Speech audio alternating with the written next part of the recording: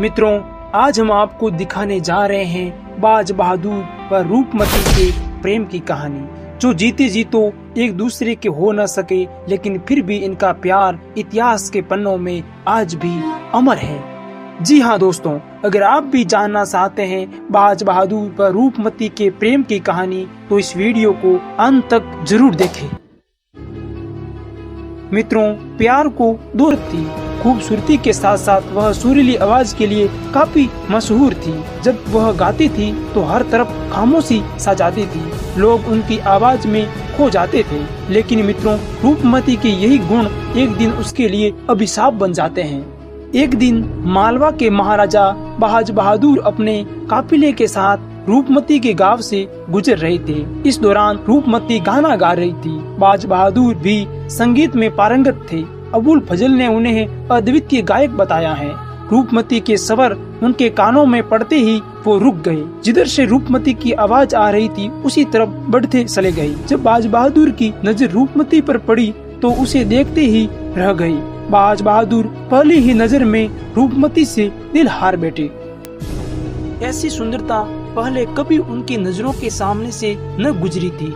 बाज बहादुर सुल्तान थे, चाहते तो हुक्म करते, परंतु मित्रों, प्रेम में अक्सर हुक्म नहीं चलते, वहाँ केवल दिल से दिल की बात चलती है। राजा बाज बहादुर ने रूपमती के सामने अपने प्यार का इजहार किया और दोनों एक दूसरे के हो गए। दोनों एक दूसरे से इतना प्यार करते थे कि बिन बोले ही वे उनके दिलों की बात समझ देते थे। इसलिए राजा बाज बहादुर अपनी रानी की हर इच्छा का ध्यान रखते थे।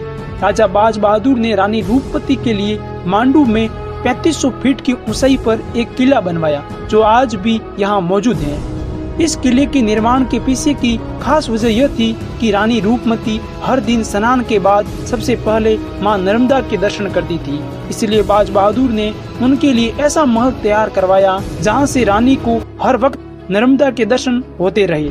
रानी रूपमती के किले से मांडू जगह की सारी खूबसूरत वादियां नजर आती थी, और वो खूबसूरत वादियां ऐसी थी कि जो रानी रूपमती की सुंदरता को और भी बढ़ा देती थी। राजा बाज बहादुर और रानी रूपमती का प्यार खुशी खुशी बीत रहा था। लेकिन मित्रों, कहते हैं कि प्यार, मोहब्बत, इश्क जैसे शब्दों में भी पूर्ण वर्ण नहीं है, यानी ये शब्द आधे वर्णों के मिलाने से बनते हैं, तो फिर प्यार पूर्ण कैसे हो सकता है। मित्रों, अक्सर कहा जाता है कि अच्छे और सच्चे प्यार को हमेशा किसी न किसी की नजर लग जाती है, और मित्रों, इनके साथ भी कुछ ऐसा ही हुआ। गीत संगीत के अपने हुनर के चलते रूपमती के सर से दूर दूर तक फैले हुए थे।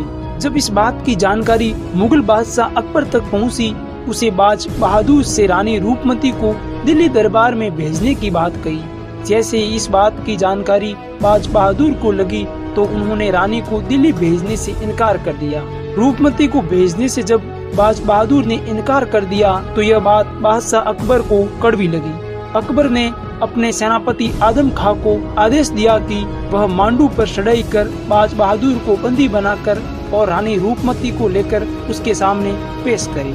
आदम खां एक विशाल सेना लेकर मांडू पर चढ़ाई करने पहुंचा, तो बाज बहादुर भी अपने प्यार के खातिर आदम खां से भिड़ गए। लेकिन आदम खां की सेना के आगे बाज बहादुर ज्यादा देर तक टिक नहीं सके और आदम खां ने उन्हें बंदी बना लिया। जैसे ही ये बात रानी रूपमती तक पहुंची कि बाज बहादुर बंदी बना लिए गए हैं, अकबर के सैनिक रूपमती को ले जाने के लिए महल की तरफ बढ़ रहे हैं। ऐसे में रानी रूपमती ने स्वयं को अकबर को सौंपने की जगह अपनी अंगूठी की हीरा निगलकर आत्महत्या कर ली। लेकिन आदम खां बाज बहादुर को बंदी बनाकर दिल्ली दरबार में ले गया। अकबर ने बाज बहादुर को कैद में डाल दिया। लेकिन जब उसे इस बात का पता चला कि बाज बहादुर के वियोग में रानी रूपमती ने आत्महत्या कर दी है, जिसके बाद अकबर को अपने किए पर पछतावा हुआ। उसने बाज बहादुर को कैद से आजाद कर दिया। वहीं पर सिर पटक पटक कर उन्होंने खुद की जान ले ली। इस घटना के बाद बादशाह अकबर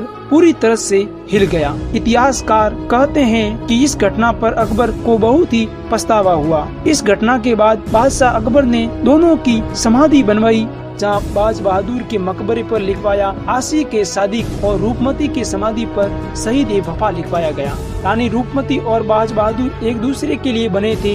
वे साथ जिंदा नहीं रह सके तो उन्होंने साथ साथ जान दे दी, लेकिन उस वक्त का सबसे ताकतवर शहंशाह भी उनके प्यार को हरा नहीं सका। रानी रूपमती और राजा बाज बहादुर के इश्क की यह दास्तां आज भी अमर है। तो मित्रों, बाज बहादुर और रूपमती के प्रेम की कहानी आपको कैसी लगी, आप हमें कमेंट बॉक्स में जरूर बताइएगा।